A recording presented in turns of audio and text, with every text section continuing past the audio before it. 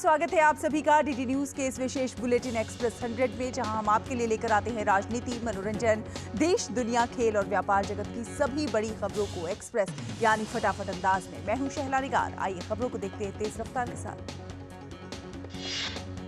प्रधानमंत्री नरेंद्र मोदी आज शाम 4:30 बजे दिल्ली के करियप्पा परेड ग्राउंड में वार्षिक एनसीसी पीएम रैली को करेंगे संबोधित।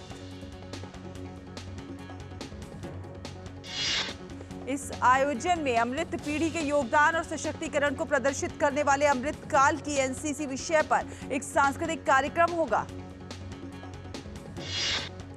वसुधैव कुटुंबकम की सच्ची भारतीय भावना के अनुरूप 2200 से अधिक एनसीसी कैडेट्स और 24 देशों के युवा कैडेट इस वर्ष की रैली का बनेंगे हिस्सा।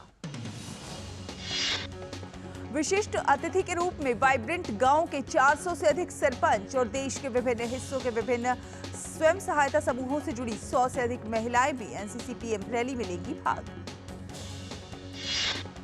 विदेश मंत्रालय ने बताया कि फ्रांस के राष्ट्रपति इमैनुअल मैक्रों के भारत दौरे पर दोनों देशों के बीच रक्षा आंतरिक साझेदारी समझौता, न्यू स्पेस इंडिया लिमिटेड और आर्यान स्पेस के बीच उपग्रह प्रक्षेपण के लिए समझौता ज्ञापन पर हस्ताक्षर हुए।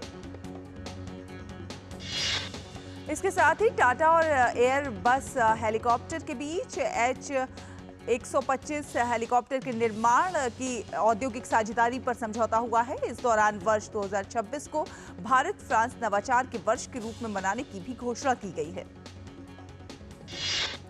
विदेश मंत्रालय ने बताया कि फ्रांस के मार्सेल शहर में भारतीय वाणिज्य दूतावास और हैदराबाद में फ्रांसीसी ब्यूरो पूरी तरह से शुरू होने के लिए तैयार है। भारत और फ्रांस अंतर्राष्ट्रीय और सौर गठबंधन के अंतर्गत सेनेगल में सौर अकादमी स्थापित करने पर भी सहमत हुए हैं।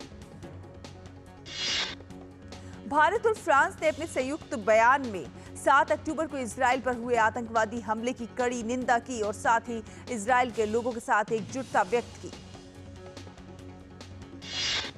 दोनों ही देशों ने चल रहे संघर्ष में आम नागरिकों के जीवन की भारी क्षति की निंदा करते हुए उन्हें अंतर्राष्ट्रीय मानवीय कानून का सम्मान करने और गाजा क्षेत्र में प्रभावित आबादी तक सहायता पहुंचाने के लिए युद्ध विराम की आवश्यकता पर जोर दिया। दोनों देशों ने सभी बंधकों की तत्काल और बिना शर्त रिहाई का भी आह्वान किया। दोनों नेताओं ने इस बात की पुष्टि की कि क्षेत्र में स्थायी शांति और स्थिरता के लिए इजरायली और फिलिस्तीनी लोगों के लिए 2 राज्य समाधान की ओर ले जाने वाली राजनीतिक प्रक्रिया आवश्यक है। दोनों देशों ने सीमा पार आतंकवाद सहित सभी रूपों और अभिव्यक्तियों में आतंकवाद की स्पष्ट निंदा की और वैश्विक आतंकवाद के खिलाफ लड़ाई में एक साथ खड़े होने के अपने संकल्प को साझा किया। इस बीच 75वें गणतंत्र दिवस के अवसर पर राष्ट्रपति द्रौपदी मुर्मू ने राष्ट्रपति भवन में एट होम रिसेप्शन का आयोजन किया। आयोजन में उपराष्ट्रपति जगदीप धनखड़, प्रधानमंत्री नरेंद्र मोदी, फ्रांस के राष्ट्रपति इमैनुअल मैक्रों समेत कई गणमान्य लोग शामिल थे। बिहार में एक बार फिर सियासी हलचल तेज हो गई है। कयास लगाए जा रहे हैं कि एक बार फिर नीतीश कुमार पलट सकते हैं। दरअसल कांग्रेस नेता राहुल गांधी की भारत जोड़ो न्याय यात्रा के दौरान बिहार में नीतीश कुमार के शामिल होने की चर्चा थी, लेकिन जदयू ने अब इससे साफ इनकार कर दिया है। वहीं आज लालू प्रसाद यादव ने आरजेडी के विधायकों की बैठक बुलाई है। सूत्रों की माने तो लालू ने अपने लोगों को अलर्ट पर रखा है और बहुमत जुटाने में लगे हैं। उपभोक्ता मामलों के राज्य मंत्री अश्विनी कुमार चौबे ने कहा है कि बिहार में मुख्यमंत्री पद का उम्मीदवार भाजपा के निर्णय पर निर्भर करता है और पार्टी जो कहेगी उसका पालन किया जाएगा। बिहार में वर्तमान राजनीतिक स्थिति पर कांग्रेस नेता आचार्य प्रमोद कृष्ण ने कहा है कि नीतीश कुमार अपनी विश्वसनीयता खो चुके हैं और उसके लिए उनके फैसले और वो खुद जिम्मेदार है। जेडीयू और उसके नेताओं की करतूतों के कारण विपक्ष के लिए नई उम्मीद बना INDIA खतरे में नजर आ रहा है। वहीं इससे पहले भाजपा नेता सुशील मोदी ने कहा कि राजनीति में दरवाजे परमानेंट बंद नहीं होते, अगर दरवाजा बंद है तो खुल भी सकता है। इस बीच बिहार के पूर्व मुख्यमंत्री जीतन राम मांझी ने कहा है कि अब बहुत दिन तक नीतीश का आरजेडी के साथ गठबंधन नहीं चलेगा, क्योंकि पिछले कुछ दिनों से वो आरजेडी के खिलाफ काफी कुछ बोल रहे हैं। बिहार विधानसभा में विपक्ष के नेता विजय कुमार सिन्हा ने कहा कि राजनीतिक घटना चक्र पर हमारे केंद्रीय नेतृत्व की नजर है और सामूहिक नेतृत्व बहुत गंभीरता से विचार करके ही कोई निर्णय करेगा। बिहार में हो रहे सियासी सरगर्मी पर केंद्रीय मंत्री गिरिराज सिंह ने कहा है कि केंद्रीय नेतृत्व जो भी निर्णय लेगा वो राज्य और पार्टी के हित में होगा। इस बीच एलजेपी रामविलास के राष्ट्रीय अध्यक्ष चिराग पासवान ने कहा कि मौजूदा परिस्थिति में भी बिहार में एनडीए इतना मजबूत है कि हम 40 की 40 सीटें जीत सकते हैं। मुंबई में 8 से 84वां अखिल भारतीय पीठासीन अधिकारी सम्मेलन हो रहा है। महाराष्ट्र के मुख्यमंत्री, राज्यसभा के उपसभापति, महाराष्ट्र विधानसभा के अध्यक्ष सहित विभिन्न राज्यों और केंद्र शासित प्रदेशों के विधानमंडलों के पीठासीन अधिकारी और अन्य गणमान्य व्यक्ति मौजूद रहेंगे। विधानसभा अध्यक्ष राहुल नार्वेकर ने बताया कि 21 साल बाद ये मौका राज्य को मिला है। इस सम्मेलन में लोकतंत्र से जुड़े कई महत्वपूर्ण विषयों पर चर्चा होगी। छात्रों के साथ प्रधानमंत्री नरेंद्र मोदी के लोकप्रिय संवाद कार्यक्रम परीक्षा पे चर्चा का आयोजन सोमवार 29 जनवरी को होगा। नई दिल्ली के भारत मंडपम में आयोजित होने वाले इस कार्यक्रम में प्रधानमंत्री छात्रों के अलावा शिक्षकों और अभिभावकों के साथ भी संवाद करेंगे। परीक्षा पे चर्चा कार्यक्रम के प्रति देश भर के छात्रों में जबरदस्त उत्साह देखा जा रहा है। इस कार्यक्रम में हिस्सा लेने के लिए तेलंगाना के सिरिसिला जिले के वेमुलावाडा सरकारी उच्च विद्यालय के शिक्षक और छात्र उत्साहित दिखे। प्रधानमंत्री के परीक्षा पे चर्चा कार्यक्रम को लेकर केंद्रीय शिक्षा मंत्री धर्मेंद्र प्रधान ने भारत मंडपम का दौरा किया और तैयारियों का निरीक्षण किया। पश्चिम बंगाल फर्जी जाति प्रमाण पत्र घोटाले मामले में कलकत्ता हाई कोर्ट के जस्टिस अभिजीत गंगोपाध्याय और जस्टिस सोमेन सेन के बीच विवाद का संज्ञान लेते हुए सीजेआई डीवाई चंद्रचूड़ की अध्यक्षता वाली 5 जजों की बेंच आज विशेष सुनवाई करेगी।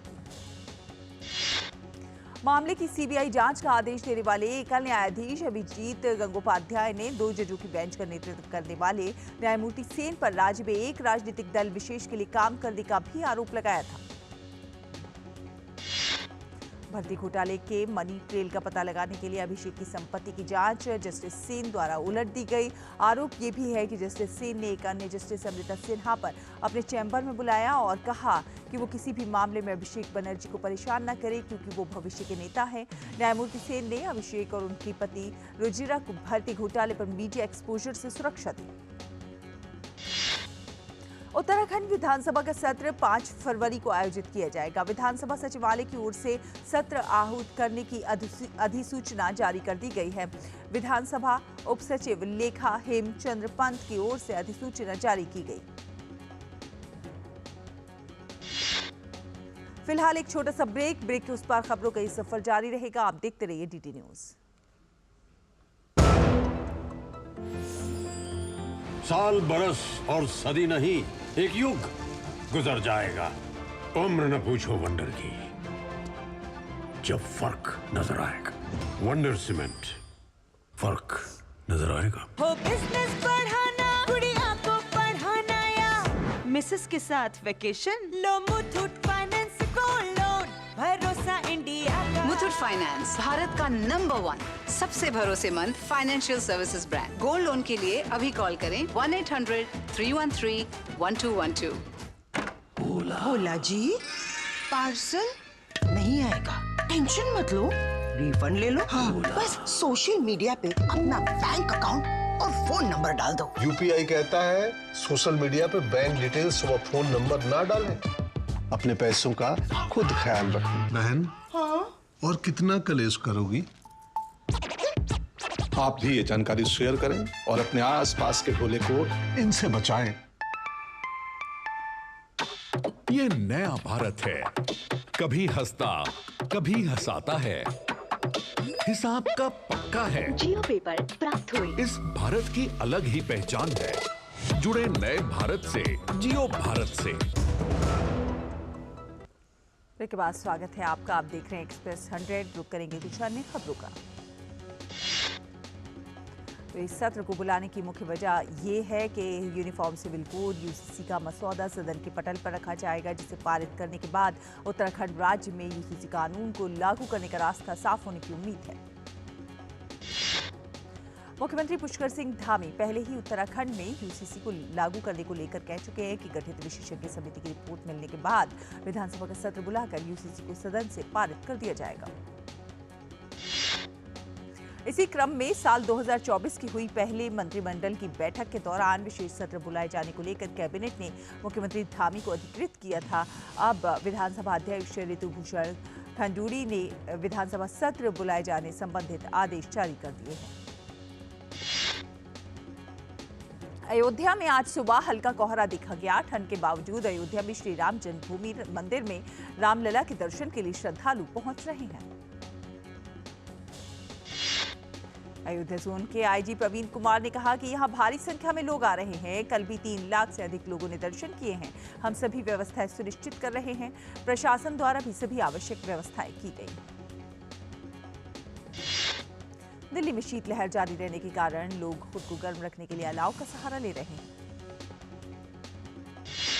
दिल्ली में कोहरे के कारण कई ट्रेनें तेजी से चल रही हैं और कुछ रद्द हो गई हैं, जिसकी वजह से यात्री अपनी ट्रेनों का इंतजार कर रहे हैं। पंजाब और उत्तर प्रदेश के अधिकांश स्थानों, चंडीगढ़, हरियाणा, दिल्ली, उत्तराखंड के कई एक स्थानों पर और राजस्थान के अलग अलग स्थानों पर घना कोहरा छाया हुआ है। मौसम विभाग के अनुसार इन जगहों पर लोगों को अत्यधिक ठंड का सामना करना पड़ रहा है। उत्तराखंड, पंजाब, हरियाणा, चंडीगढ़, उत्तर प्रदेश और पश्चिमी राजस्थान में अलग अलग स्थानों पर शीतलहर जारी है। मौसम विभाग ने बताया कि पश्चिमोत्तर भारत के मैदानी इलाकों में सर्वाधिक न्यूनतम तापमान हरियाणा के बालसमंद में 1.8 डिग्री सेल्सियस दर्ज किया गया। दिल्ली के शाहदरा रामनगर स्थित एक इमारत में आग लगने से 4 लोगों की मौत हो गई है। बेंगलुरु की चिकपेट मार्केट इलाके में एक पेंट की दुकान में आग लग गई। हादसे में किसी के घायल होने की सूचना नहीं है। दमकल की 3 गाड़ियों ने मौके पर पहुंचकर आग पर काबू पाया। ओला इलेक्ट्रिक्स के फाउंडर और चेयरमैन भावेश अग्रवाल की एआई स्टार्टअप फर्म कृत्रिम भारत की पहली एआई यूनिकॉर्न बन गई है। डिज्नी स्टार भारत में अंतर्राष्ट्रीय क्रिकेट मैचों के टीवी प्रसारण के लिए 1.4 अरब डॉलर के उप लाइसेंसिंग समझौते से हटने के लिए जी एंटरटेनमेंट के खिलाफ कानूनी कार्रवाई पर विचार कर रही है। ऑक्सफोर्ड विश्वविद्यालय ने टाटा कंसल्टेंसी सर्विसेज के साथ अपना करार समाप्त कर दिया है। संस्थान के लिए ऑनलाइन प्रवेश परीक्षा के दौरान छात्रों को तकनीकी गड़बड़ी का सामना करने के बाद ये फैसला किया गया। अलायंस बर्नस्टीन की एक ताज़ा रिपोर्ट में कहा गया है कि मीशो भारत में यूजर्स बेस के मामले में सबसे तेजी से बढ़ने वाला ई-कॉमर्स प्लेटफॉर्म है। जीन्स बनाने वाली कंपनी लेवाइस जल्द ही छटनी की तलवार चलने वाली है। कंपनी ने गुरुवार को इसकी घोषणा करते हुए कहा कि पुनर्गठन की प्रक्रिया के तहत लेवाइस अपने ग्लोबल कॉर्पोरेट वर्कफोर्स में 10 से 15% की कटौती करेगी। साल 2024 की शुरुआत में कई टेक कंपनियां गूगल, फ्लिपकार्ट आदि में छटनी करने की खबरें सामने आई हैं। अब स्विगी का नाम भी इस लिस्ट में शामिल हो गया है। पोर्शे ने अपनी पहली ऑल इलेक्ट्रिक एसयूवी को भारत सहित ग्लोबल मार्केट में लॉन्च कर दिया है। कंपनी ने इसे ट्रिम्स मैकन 4 और मैकन टर्बो में पेश किया। एलन मस्क की इलेक्ट्रिक व्हीकल बनाने वाली कंपनी टेस्ला के शेयर में 12% से ज्यादा की गिरावट देखने को मिली। एक ही दिन में मस्क की नेटवर्थ $18 बिलियन कम हो गई है।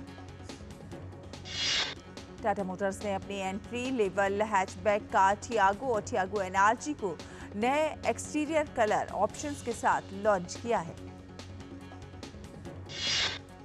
एयरबस हेलीकॉप्टर्स ने टाटा ग्रुप के साथ एक साझेदारी की है। ये साझेदारी देश में हेलीकॉप्टरों के लिए एक अंतिम असेंबली लाइन स्थापित करने के लिए की गई है। स्टेट बैंक ऑफ इंडिया ने रेलिगेयर फिनवेस्ट लिमिटेड एच को फ्रॉड की लिस्ट से हटा दिया है। हाईकोर्ट के फैसले के बाद ये निर्णय हुआ है। आईपीओ को 3 दिनों के दौरान 584 गुना सब्सक्रिप्शन मिला है। कंपनी की तरफ से शेयरों का अलॉटमेंट कर दिया गया है। कंपनी ग्रे मार्केट में लगातार शानदार प्रदर्शन कर रही है। जनरल इंश्योरेंस काउंसिलिंग ने कैशलेस एवरीवेयर मुहिम की शुरुआत की है। किसी भी अस्पताल में कैशलेस इलाज पाने के लिए आपको कम से कम 48 घंटे पहले अपनी बीमा कंपनी को इसके बारे में बताना होगा। अडानी ग्रुप की 2 सहायक कंपनियों को बेचने के लिए अडानी कॉनेक्स के साथ एक MOU पर हस्ताक्षर किया गया है। इन दोनों सहायक कंपनियों की 100% हिस्सेदारी बेचने के लिए डील हुई। HDFC के शेयरों में भारी गिरावट देखने को मिली है। बैंक का मार्केट कैप भी घटकर 10.90 लाख करोड़ रुपए हो गया है। वहीं अब भारतीय जीवन निगम इस बैंक में 9.99% की हिस्सेदारी खरीदने की योजना बना रहा है। संयुक्त राज्य अमेरिका में सबसे सुखद मौसम माने जाने वाले सैन डिएगो शहर को भारी बारिश ने घेर लिया है। भारी बारिश के कारण हुए जल प्रलय में कई कारें बह गईं और घरों में पानी भर गया। अचानक आई बाढ़ से शहर में मलबा जमा हो गया, जिसे स्वयंसेवकों ने साफ किया। बारिश की वजह से उत्तरी कैलिफोर्निया की ओर जाने वाली यातायात भी बंद हो गई। दक्षिणी पेरू में भारी वर्षा के कारण भूस्खलन में 2 लोगों की मौत और कई घर तबाह हो गए। राष्ट्रीय आपातकालीन संचालन केंद्र के अनुसार पीड़ित एक बुजुर्ग महिला और उसकी बेटी थी। भारी वर्षा के कारण घरों में पानी घुस गया। देश के मध्य उत्तर क्षेत्र में हुआनुको में हिमस्खलन के कारण सड़क अवरुद्ध होने के बाद मालवाहक वाहन भी फंस गए। अमेरिका ने संयुक्त राष्ट्र राहत और कार्य एजेंसी को दी जाने वाली आर्थिक मदद अस्थायी रूप से रोक दी है। ये एजेंसी फिलिस्तीनी शरणार्थियों की मदद में जुटी हुई है। साथ ही अमेरिका ने 12 UNRWA स्टाफ सदस्यों पर 7 अक्टूबर को इजराइल पर हमास के हमले में शामिल होने का आरोप लगाया। अमेरिका ने इस मामले पर जांच की मांग की है। अमेरिकी विदेश विभाग ने एक बयान में कहा कि विदेश मंत्री एंटनी ब्लिंकन ने मामले की गहन और त्वरित जांच की आवश्यकता पर जोर देने के लिए एंटोनियो गुटेरेस से बात की है। अमेरिकी इतिहास में पहली बार किसी अपराधी को नाइट्रोजन गैस की मदद से मृत्यु दंड दिया गया। अमेरिका के अलाबामा में संगीन हत्या के दोषी केनेथ स्मिथ को एक महिला की हत्या के लिए 1988 में फांसी की सजा सुनाई गई थी। केनेथ स्मिथ के मौत के बाद अमेरिका में एक नई बहस छिड़ गई है। एक और राज्य प्रशासन को इस दंड मृत्यु का एक नया मानवीय तरीका बताया गया है। वहीं कई संगठनों ने इसे क्रूर और प्रयोगात्मक बताते हुए इसका विरोध किया है। यूक्रेन द्वारा रूसी गैस पारगमन पर समझौते का विस्तार नहीं करने की स्थिति में रूस प्राकृतिक गैस के निर्यात के लिए वैकल्पिक मार्गों का उपयोग कर सकता है। हाल ही में एक बातचीत के दौरान क्रेमलिन के प्रवक्ता दिमित्री पेस्कोव ने इस बात की जानकारी दी। वॉल स्ट्रीट जर्नल के रिपोर्टर इवान गर्शकोविच को लेकर मॉस्को की एक अदालत ने बड़ा बयान दिया है। सुनवाई के दौरान अदालत ने कहा है कि रिपोर्टर को 30 मार्च को पुलिस हिरासत में रहना होगा। वॉल स्ट्रीट जर्नल के पत्रकार इवान गर्शकोव को रूसी सैन्य बलों द्वारा पिछले साल जासूसी के आरोपों में गिरफ्तार किया गया था। इवान पर आरोप है कि उन्होंने पत्रकार के वेश में यूक्रेन और पश्चिमी देशों के लिए जासूसी की। रुकेंगे एक और छोटे से ब्रेक के लिए। ब्रेक के उस पार खबरों का सफर जारी रहेगा। देखते रहिए एक्सप्रेस 100।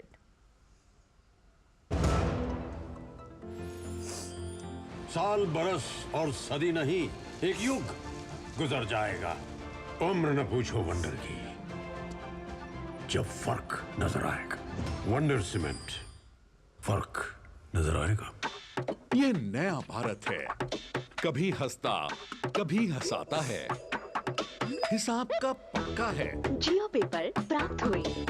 लड़ता है, झगड़ता है, पर आगे बढ़ता है। जो अपने दिल की सुनता है, खुल के बात करता है, सबको साथ लेकर चलता है। इस भारत की अलग ही पहचान है। जुड़े नए भारत से, जियो भारत से। ब्रेक के बाद स्वागत है आपका। आप देख रहे हैं एक्सप्रेस 100। रुक करेंगे कुछ अन्य खबरों का। इजराइल के हमले में घायल हुए एक व्यक्ति के शरीर से डॉक्टरों ने 1 किलोग्राम वजन का छर्रे का टुकड़ा निकाला है। फिलिस्तीन रेड क्रिसेंट सोसाइटी ने एक वीडियो जारी करके इस बात की पुष्टि की।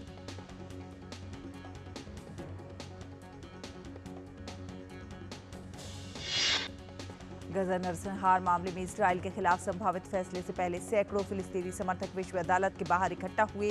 फिलिस्तीन के समर्थकों ने इजराइल के खिलाफ कठोर कार्रवाई की मांग की।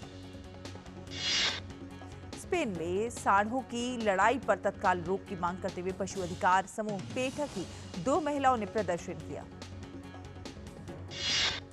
प्रदर्शन कर रही महिलाओं ने पोप के सामने विरोध जताते हुए कहा कि आप इस लड़ाई को बढ़ावा देने वालों और बढ़ावा देने वालों को आशीर्वाद देना बंद करें। तेहरान के गांधी अस्पताल में लगी भीषण आग के बाद इसका बाहरी हिस्सा बुरी तरह से क्षतिग्रस्त हो गया। अग्निशमन के घंटों प्रयास के बाद आग पर काबू पाया गया। भारत और इंग्लैंड के बीच 5 मैचों की टेस्ट सीरीज का पहला मैच हैदराबाद में खेला जा रहा है। मैच में आज तीसरे दिन का खेल खेला जाएगा। मजबूत स्थिति में नजर आ रही टीम इंडिया की कोशिश ज्यादा से ज्यादा रन की बढ़त लेकर इंग्लिश टीम पर दबाव बनाने की होगी। इससे पहले दूसरे दिन का खेल खत्म होने तक भारत ने पहली पारी में 7 विकेट के नुकसान पर 421 रन बना लिए हैं। फिलहाल टीम इंडिया के पास 175 रन की बढ़त है। जडेजा 81 रन बनाकर नाबाद थे। दूसरे दिन केएल राहुल ने 86 रनों की शानदार पारी खेली। इस दौरान उन्होंने एक बड़ा रिकॉर्ड अपने नाम किया। राहुल ने घरेलू सरजमी पर 1000 टेस्ट रनों को पार करके एक व्यक्तिगत उपलब्धि हासिल की। हैदराबाद के सलामी बल्लेबाज तन्मय अग्रवाल ने अरुणाचल प्रदेश के खिलाफ रणजी ट्रॉफी प्लेट ग्रुप के मैच के दौरान प्रथम श्रेणी क्रिकेट के इतिहास में सबसे तेज 13 शतक का विश्व रिकॉर्ड बना दिया है। 28 वर्ष के तन्मय ने 147 गेंदों में 13 शतक लगाया। टेनिस खिलाड़ी रोहन बोपन्ना 43 साल की उम्र में इतिहास रचने के करीब पहुंच गए। बोपन्ना और उनके ऑस्ट्रेलियाई जोड़ीदार मैथ्यू एबटन की जोड़ी आज ऑस्ट्रेलिया ओपन के पुरुष युगल का खिताबी मुकाबला खेलने के लिए कोर्ट पर उतरेगी। भारतीय जोड़ी का सामना फाइनल में इटली के साइमन बोलेली और आंद्रिया बावासोरी से होगा। पुरुष युगल में बोपन्ना का ये तीसरा grand slam final. Australia open में आज महिला एकल का खिताबी मुकाबला भी खेला जाएगा। बेलारूस की एरिना सबालेंका का सामना चीन की झेन किनविन से होगा।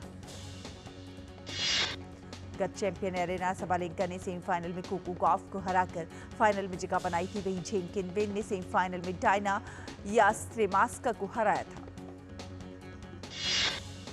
नोवाक जोकोविच को ऑस्ट्रेलियन ओपन के पुरुष एकल सेमीफाइनल में हार का सामना करना पड़ा। जोकोविच को इटली के सिनर ने 6-1, 6-2, 6-7, 6-3 से मात दी। रूस के डेनियल मेदवेदेव ने ऑस्ट्रेलियन ओपन के फाइनल में जगह बना ली है। सेमीफाइनल में मेदवेदेव ने ज्वेरेव को हराने में सफलता पाई। मिस्र के काहिरा में हो रहे निशानेबाजी विश्व कप में महिलाओं की 10 मीटर एयर पिस्टल स्पर्धा में अनुराधा ने भारत के लिए रजत पदक जीतने में सफलता पाई। महाराष्ट्र की भारोत्तोलक मेघा अहीर ने खेलो इंडिया युवा खेलों में लड़कियों के 45 किलो वर्ग में क्लीन एंड जर्क में 85 किलो वजन उठाकर नए राष्ट्रीय रिकॉर्ड के साथ स्वर्ण पदक जीता। भारतीय महिला हॉकी टीम ने FIH हॉकी 5 महिला विश्व कप के फाइनल में जगह बना ली। भारतीय टीम के लिए अक्षता, मारियाना, मुमताज खान, ऋतुजा, ज्योति और अजिमा ने गोल करने में सफलता पाई। फाइनल में भारत का सामना रविवार को नीदरलैंड से होगा। इंग्लिश फुटबॉल क्लब लिवरपूल के मैनेजर यर्गन क्लोप ने क्लब को छोड़ने का फैसला किया है। वो इस सत्र की समाप्ति के बाद क्लब को अलविदा कह देंगे। सलमान खान ने अपने इंस्टाग्राम पर एक फोटो शेयर की है जिसमें वो जैक साइडर, जॉन सीना और आलिया भट्ट के साथ पोज देते नजर आ रहे हैं। प्रियंका चोपड़ा ने हॉलीवुड की एक और फिल्म साइन की है। प्रियंका चोपड़ा आखिरी बार एक्शन से लबरेज सीरीज सिटाडेल में नजर आई थी। सूर्या की फिल्म कंगुआ के निर्माताओं ने फिल्म का शानदार प्रोमो टीजर जारी कर दिया है और सबको हैरान भी कर दिया है। मेकर्स ने खुद को कंगुआ के विलेन की एक झलक दिखाने का फैसला किया है। बिग बॉस में रोहित शेट्टी की एंट्री। रोहित शेट्टी ने सभी 5 खिलाड़ियों से खतरों से भरे सवाल किए। बॉलीवुड के बाद अब हॉलीवुड पर target. Hollywood star Taylor Swift deep fake के गलत इस्तेमाल का शिकार हुई। मार्गोट रॉबी और ग्रेटा गेटविग नॉमिनेशन से बाहर। हिलेरी क्लिंटन का सपोर्ट मिला। बारबी के लिए मार्गोट रॉबी और ग्रेटा गेटविग को ऑस्कर नॉमिनेशन ना मिलना इंटरनेट पर चर्चा का विषय बना। नेटफ्लिक्स ने हाल ही में स्क्विड गेम के सीजन 2 कब रिलीज होगी इसका खुलासा किया है। नेटफ्लिक्स ने 2024 के आखिर में प्रीमियर होने की पुष्टि की है। Hollywood film 50 shades of grey के एक्टर जेमी जॉर्डन को एक कीड़े के छूने के बाद हार्ट अटैक के लक्षण दिखे हैं, अस्पताल में भर्ती। डीसी यूनिवर्स की मूवीज पर जेम्स गन ने अपडेट दिया है। पुष्टि की गई अब्राम्स की सुपरमैन एल्सेवर्ड फिल्म अब भी विकास के चरण में। आर्किल का वर्ल्ड प्रीमियर लंदन में हुआ। इस दौरान हेनरी कैविल ने जलवा बिखेरा। इसी के साथ एक्सप्रेस न्यूज में फिलहाल इतना ही। डीडी न्यूज पर खबरों का सफर लगातार जारी है। देखते रहिए डीडी न्यूज। नमस्कार।